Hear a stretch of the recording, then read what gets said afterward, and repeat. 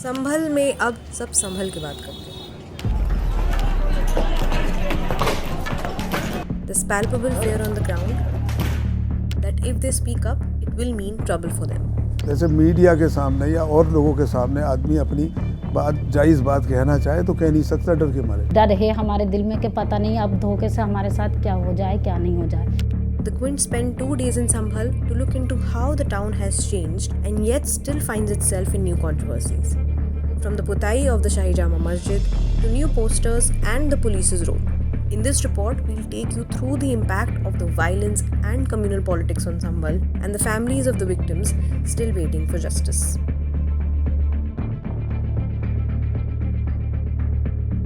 This is Sambhal. Now, people here have witnessed a lot in the past 3 months. Just few months after the city found itself to be in the middle of political turmoil, on the ground the situation still seems to be a bit tense. Right behind me is the Shahi Jama Masjid, which found itself to be the point of contention when the Archaeological Survey of India took 2 surveys of the mosque in November last year. Now, according to the locals, arbitrary arrests haven't stopped since. So the question here is, how have the last 3 months impacted the locals here? And how has it shaped their fears and their lives?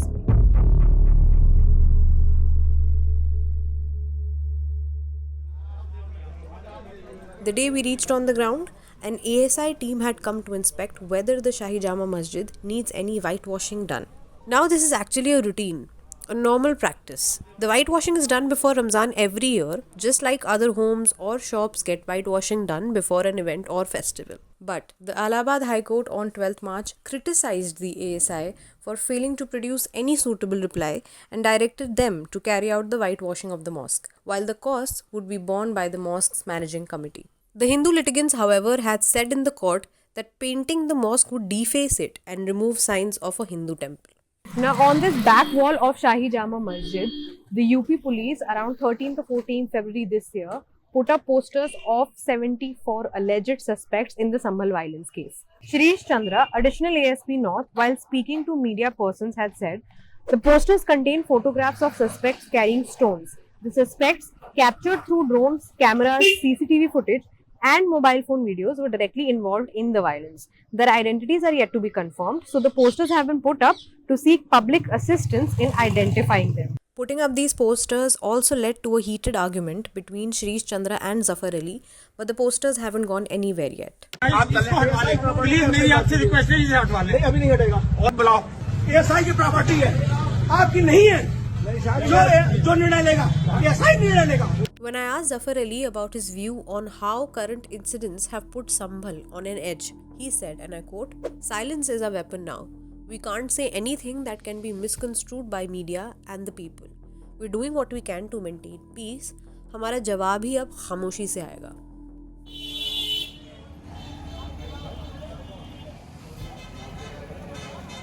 यहाँ पर एक सवाल ये भी आता है कि संभल also has 2 peace committees, as we have learned. One comprising Hindu and Muslim locals and a few state officials, and an old one which consists of just the locals. So have they really helped in any way? What exactly is their role here? लोगों में खौफ था, दुकानें नहीं खुल रही थी, बाज़ार नहीं खुल रहे थे। हम व्यापारी हैं, व्यापार मंडल से हैं, इसलिए हमने पहले व्यापारियों से अपील करी और व्यापारियों ने हमारी बात मानी और धीरे धीरे पूरा बाज़ार खुल गया। जो पहले चीज़ें थीं उस चीज़ों में अब थोड़ी परेशानी है। हमें ये भी डर लगता है कहीं इससे फ़र्क न पड़ जाए और उल्टा नहीं हो जाए हमारी बात, तो इसलिए हम कदम पीछे करे हुए हैं। लेकिन शांति के लिए जहाँ भी ज़रूरत है उस वक्त हम ये नहीं सोचते कि हमें कितनी परेशानी होगी या हमारा नुकसान होगा। हम अपने शहर के, अपने कारोबार के लिए, अपने व्यापारियों के लिए, अपनी आवाम के लिए, शांति के लिए खड़े हो जाते हैं। हम चूँकि मैं यहाँ की व्यापार मंडल का अध्यक्ष हूँ और व्यापारियों का तो ख़ास तौर से ये मसला रहता है, तुमने विरोध किया, लेकिन हमारा विरोध जो था वो हिंसक नहीं था। इन लोगों को ये समझना पड़ेगा कि कहाँ पर हमें झगड़ा करना, कहाँ पर हमें झगड़ा नहीं करना है। अगर कुछ गलत हो रहा है तो विरोध का एक तरीका है, विरोध का ये तरीका नहीं है कि आप पत्थरबाजी करें। मैं इसकी मजम्मत करता हूँ, ये गलत है तरीका। अगर अशांति होगी तो हमारा कारोबार नहीं चलेगा। अभी क्या तो हमारी और आपकी तो इच्छा एक ही है, हम में आप में कोई फ़र्क नहीं है। With an allegedly dormant temple being reopened again, more arrests underway and more Hindu sites being surveyed, how has this changed the inter-community dynamics? है वो तो सब कुछ बढ़िया चल रहा है। नहीं कोई दिक्कत नहीं है, सब बढ़िया रहता है, कोई कुछ नहीं करता। पूजा कीजिए आप, कितनी भी देर पूजा कीजिए, कोई कुछ ऑब्जेक्शन नहीं उठाता कोई। यथास्थिति बरकरार है जी। जैसे हम आते हैं और दर्शन करके जाते हैं तो कोई मना नहीं करता, ना कोई अलकसता है, ना पूछता क्यों आ रहा हो भाई, क्यों जा रहा हो। The demography of Sambhal, the migration of Hindus and Muslims, has also been politicized. But the locals have a different story to tell. यहाँ की आबादी बल्कि 76 और 78 में ये हुआ है, ये आबादियाँ शिफ्ट हुई हैं। जो मुस्लिम डोमिनेटेड एरिया थे वहाँ जो हिंदू माइनॉरिटी वो शिफ्ट हुई, और जहाँ हिंदू मेजॉरिटी थी वहाँ जैसे बरेली सराय है तो वो हिंदू मेजॉरिटी है, वहाँ जो मुस्लिम माइनॉरिटी थी वो शिफ्ट हो गई। इसी तरह खग्गू सराय के लोग शिफ्ट हुए, तो खग्गू सराय में जो मंदिर है तो चूँकि वहाँ के लोग जब शिफ्ट हो गए तो फिर उसमें पूजा वर्शिप वगैरह वो काफ़ी टाइम से नहीं हो रही थी। लेकिन ये कि रीओपन किया गया, खोजा गया, ये एक पॉलिटिकल एक एजेंडे के तौर पर उसे हाईलाइट किया जा रहा है और उसे एक कम्युनल एंगल देने की कोशिश की जा रही है। But attached to the Kartikeya temple is another story of a family affected because of it. Their house is right behind the temple. Due to pressure from authorities, Uzma said that they removed the chhajje or an overarching balcony after the temple reopened. But they were then pressurized to break down an entire wall of their house, and her husband, Mateen, was arrested too. आप ये बताएं, हमारे बच्चे हैं और हमारे कागज़ भी सब सही हैं, सारे पेपर हमने आपको दिखा दिए, और आप शुरू में ये भी कह के गई कि नहीं आपके कागज़ सही हैं, बस इतना निशान लगा गई आप, तो हमने वो छज्जे उतरवा लिए। जो बड़े बड़े सर हैं वो सब आए, हमारे शौहर से बात करी उन लोगों ने, तो उन्होंने ये कहा कि क्या नाम है, बहुत तो तेरा दिमाग ख़राब हो रहा है यार, तू हटागा नहीं इसको, दीवार को नहीं हटागा, इसे जेल भेजो।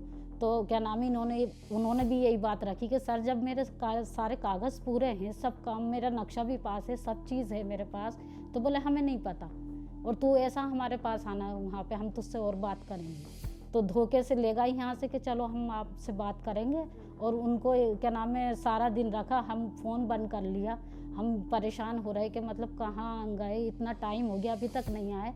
तो वो क्या नाम है, हम वहाँ पहुँचे, मैं गई, मेरी नंद गई, तो वहाँ जाकर पता चला कि इनकी ज़मानत होगी, 151 इन पे लगी हुई है। ये मतलब मंदिर में वो करते हैं, गालियाँ बकते हैं प्रशासन को, और मतलब इस तरीके से उन पे लगाया गया।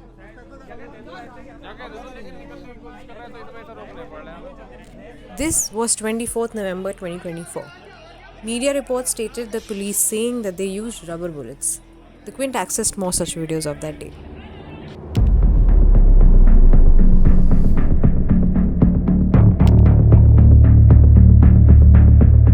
This is CEO Anuj Chaudhary.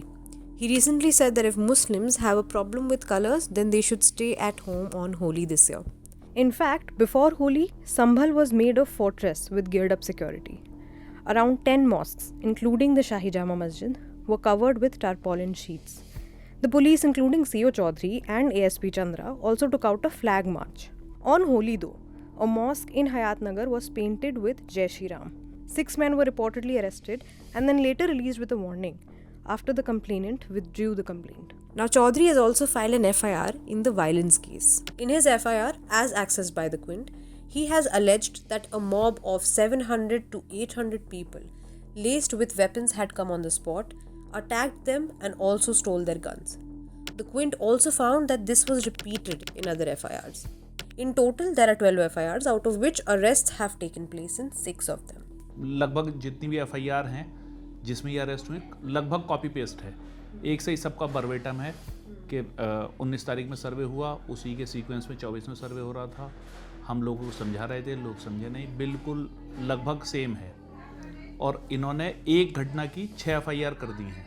बस ये है, इसमें हमारे जो क्लाइंट हैं उन्हें काफ़ी परेशानी हो जाएगी, क्योंकि हमें एक घटना की किसी की 4 बेल करानी है, किसी की 2 बेल करानी है।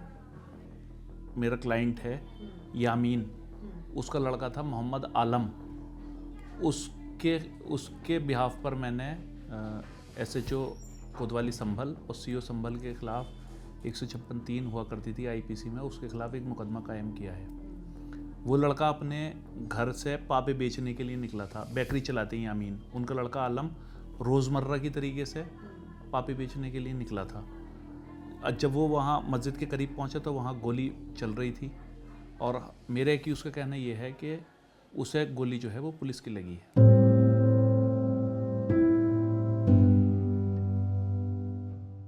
संभल का माहौल अब एकदम बदल चुका है. The families of the victims have either given up on media or they're too scared to speak, fearing retribution from the state.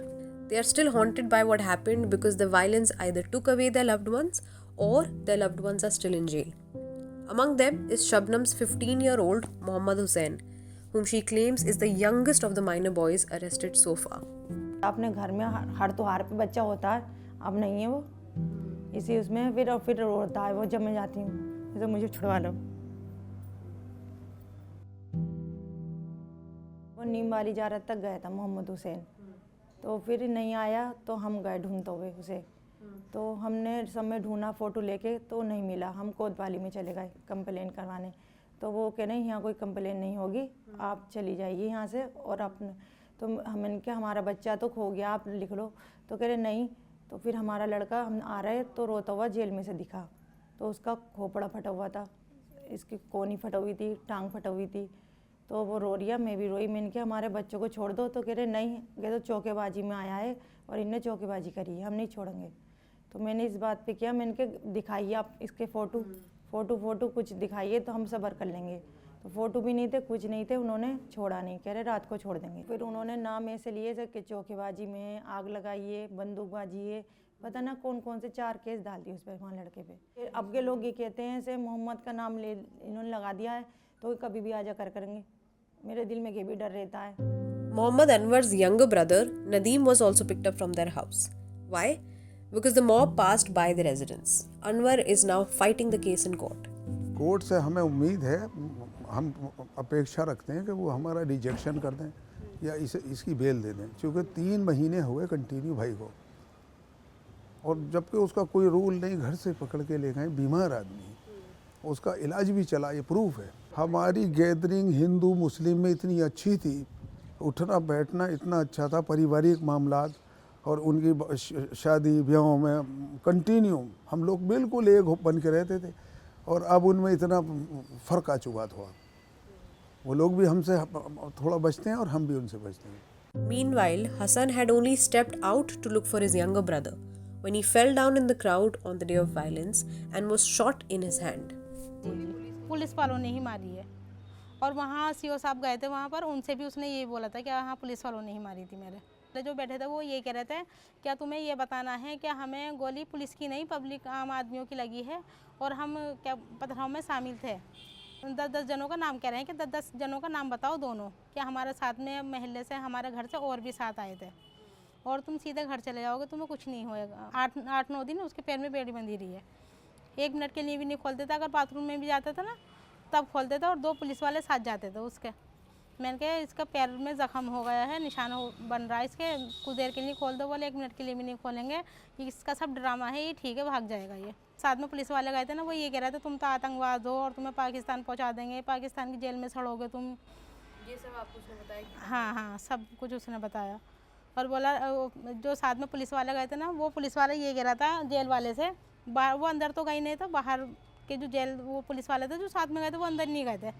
बोले वो क्या कहते हैं, ये सामने से गोली चला रहा था, तो अंदर का जो जेल का पुलिस वाला था उसने अंदर ले जाकर मारा था भाई को। Kef, a 17-year-old who was a toy seller in the Sambhal Chandosi area. He was coming back from the market as it was closed that day, and amid the firing, he was killed. अस्पताल से call आई दरोगा जी की, बोले ऐसे ऐसे तुम्हारा बच्चा अस्पताल में है, उसकी डेथ हो गई है, आप यहाँ आ जाइए। तो हम लोग वहाँ पहुँचे।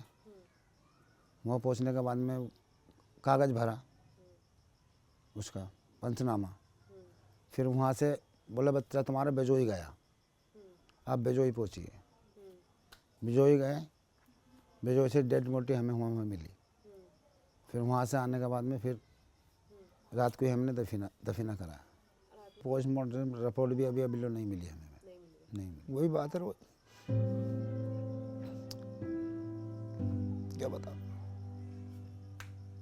रोज दिल निकलता, वही बातें याद आती।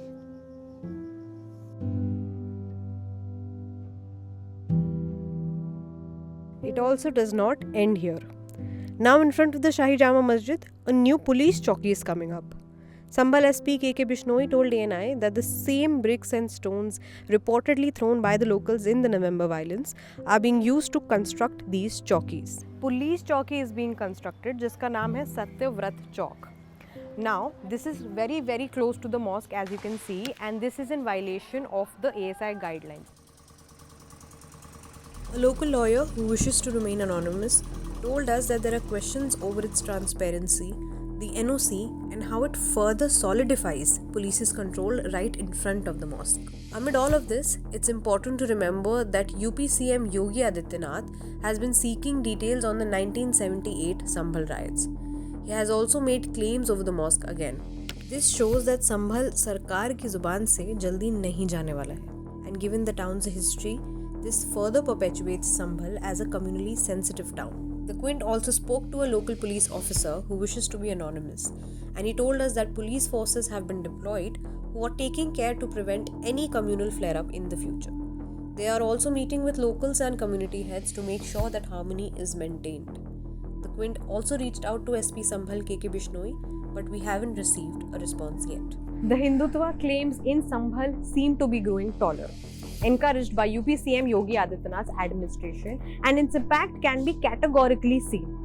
Now, ground reports and follow-ups such as these require time, travel and money, and this is where you come in. Become a member and join us in our endeavor to expose the truth on the ground and help us do more such stories.